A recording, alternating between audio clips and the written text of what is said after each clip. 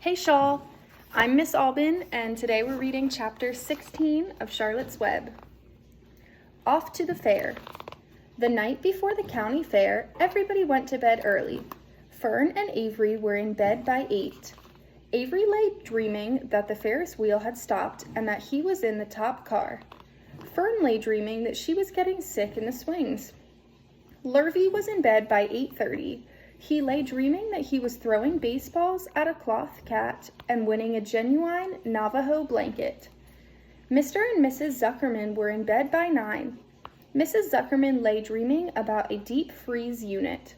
Mr. Zuckerman lay dreaming about Wilbur. He dreamt that Wilbur had grown until he was 116 feet long and 92 feet high, and that he had won all the prizes at the fair and was covered with blue ribbons and even had a blue ribbon tied to the end of his tail. Down in the barn cellar, the animals too went to sleep early, all except Charlotte. Tomorrow would be fair day. Every creature planned to get up early to see Wilbur off on his great adventure. Then morning came. Everybody got up at daylight. The day was hot. Up the road, at the Arable's house, Fern lugged a pail of hot water up to her room and took a sponge bath. Then she put on her prettiest dress because she knew she would see boys at the fair. Mrs. Arable scrubbed the back of Avery's neck and wet his hair and parted it and brushed it down hard till it stuck to the top of his head, all but about 6 hairs that stood straight up. Avery put on clean underwear, clean blue jeans, and a clean shirt. Mr. Arable dressed, ate breakfast, and then went out and polished his truck. He had offered to drive everybody to the fair, including Wilbur. Bright and early, Lurvy put clean straw in Wilbur's crate and lifted it into the pig pen. The crate was green. In gold letters, it said, "Zuckerman's Famous Pig." Charlotte had her web looking fine for the occasion. Wilbur ate his breakfast slowly. He tried to look radiant without getting food in his ears. In the kitchen, Mrs. Zuckerman suddenly made an announcement. "Homer," she said to her husband, "I am going to give that pig a buttermilk bath." "A what?" said Mr. Zuckerman. "A buttermilk bath. My grandmother used to bathe her pig with buttermilk when it got dirty. I just remembered." "Wilbur's not dirty," said Mr. Zuckerman proudly. "He's filthy behind the ears," said Mrs. Zuckerman.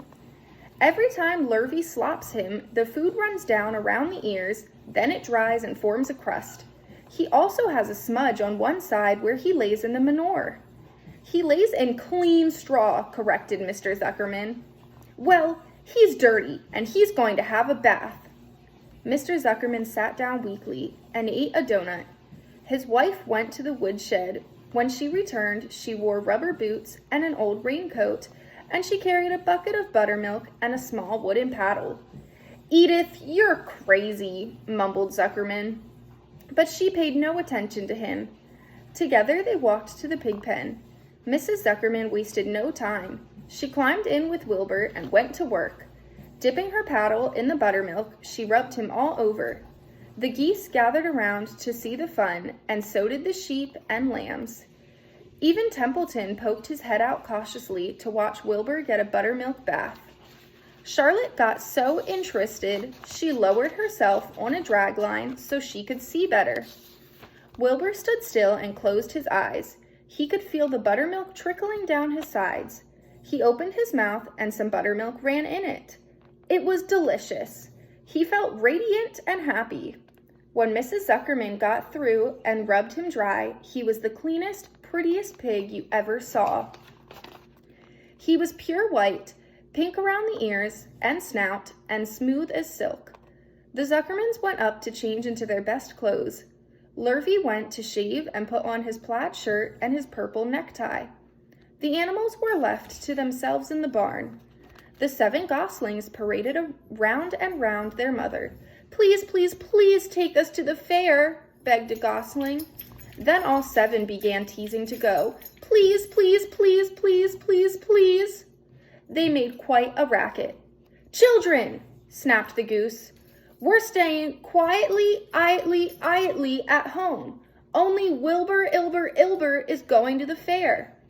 Just then, Charlotte interrupted. "I shall go too," she said softly. "I have decided to go with Wilbur. He may need me. We can't tell what may happen at the fairgrounds. Somebody's got to go along who knows how to write. And I think Templeton better come too. I might need somebody to run errands and do general work." "I'm staying right here," grumbled the rat. "I haven't the slightest interest in fairs." "That's because you've never been to one," remarked the old sheep. "A fair is a rat's paradise. Everybody spills food at a fair. A rat can creep out late at night and have a feast. In the horse barn, you will find oats that the trotters and pacers have spilled. In the trampled grass of the infield, you will find old discarded lunch boxes containing the foul remains of peanut butter sandwiches, hard-boiled eggs, cracker crumbs, bits of donuts, and particles of cheese. In the hard-packed dirt of the midway, after the glaring lights are out and the people have gone home to bed, you will find a veritable treasure of popcorn fragments, frozen custard dribblings, candied apples abandoned by tired children, sugar fluff crystals, salted almonds, popsicles, partially gnawed ice cream cones, and the wooden sticks of lollipops. Everywhere is a loot for a rat.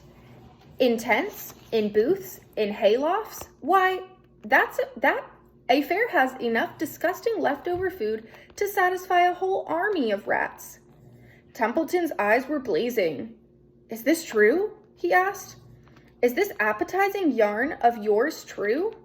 I like high living, and what you say tempts me." "It is true," said the old sheep.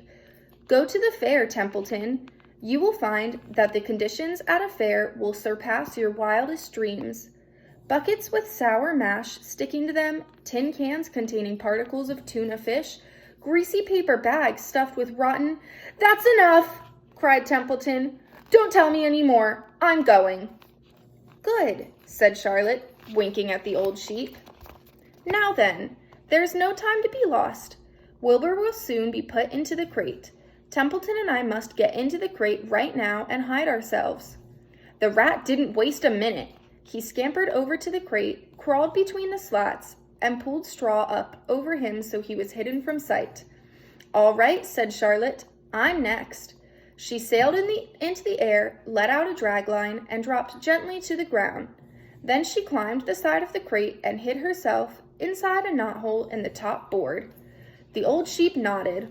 "What a cargo," she said. "That sign ought to say Zuckerman's famous pig and 2 stowaways." "Look out! The people are coming, umming," shouted the gander. "Cheese it, cheese it, cheese it!" The big truck with Mr. Arable at the wheel backed slowly down toward the barnyard. Lurvy and Mr. Zuckerman walked alongside. Fern and Avery were standing in the body of the truck, hanging on to the sideboards. "Listen to me," whispered the old sheep to Wilbur. "When they open the crate and try to put you in, struggle. Don't go without a tussle. Pigs always resist when they are being loaded." "If I struggle, I'll get dirty," said Wilbur. "Never mind that. Do as I say. Struggle. If you were to walk in the crate without resisting, Zuckerman might think you were bewitched. He'd be scared to go to the fair." Templeton poked his head up through the straw. "Struggle if you must," he said, "but kindly remember that I'm hiding down here in this crate and don't want to be stepped on or kicked in the face or pummeled or crushed in any way or squashed or buffeted about or bruised or lacerated or scarred or biffed. Just watch what you're doing, Mr. Radiant, when they get shoving you in." "Be quiet, Templeton," said the sheep. "Pull in your head. They're coming. Look radiant, Wilbur. Lay low, Charlotte. Talk it up, geese." The truck backed slowly to the pig pen and stopped. Mr. Arable cut the motor, got out, walked around to the rear, and lowered the tailgate. The geese cheered. Mrs. Arable got out of the truck. Fern and Avery jumped to the ground. Mrs. Zuckerman came walking down from the house. Everybody lined up at the fence and stood for a moment, admiring Wilbur and the beautiful green crate. Nobody realized that the crate already contained a rat and a spider. "That's some pig," said Mrs. Arable. "He's terrific," said Lurvy. "He's very radiant," said Fern, remembering the day he was born. "Well," said Mrs. Zuckerman, "he's clean anyway. The buttermilk certainly helped." Mr. Arable studied Wilbur carefully. "Yes, he's a wonderful pig," he said. "It's hard to believe that he was the runt of the litter. You'll get some extra good ham and bacon, Homer, when it comes time to kill that pig." Wilbur heard these words, and his heart almost stopped. "I think I'm going to faint," he whispered to the old sheep who was watching. "Kneel down," whispered the old sheep. "Let the blood rush to your head." Wilbur sank to his knees, all radiance gone. His eyes closed.